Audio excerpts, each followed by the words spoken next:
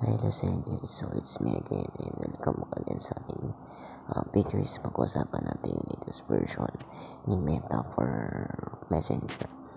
So yan, kung updated kayo sa Messenger is ganito yung makikita nyo. So once na natin sa Messenger guys, is ganito makikita nyo yung mga bago siyang UI.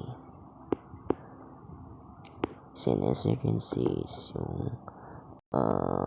yung ating once na meron nag-chat sa inyo or nag-react or meron nag-mention or basta may nag-chat or nag-react sa inyo is lalabas ng one na to. Sorry.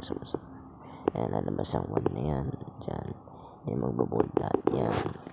Tapos ay sa pwedeng guys is ito lipat scene at AI dito just like the other app dun sa threads. So sa threads kasi is ganyan yung app sa pwede sa threads sa threads yata ay sa WhatsApp or I think WhatsApp yata. So pwede sa yung WhatsApp yata yun, tapos IG ganun din.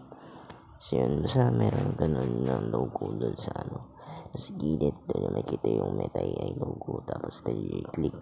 Yun, naisip pa nakakatawang picture doon is nilipat yung menu sa baba para easy access din. Marami ding mga UI changes doon sa Messenger. Yun na guys, and thanks for watching.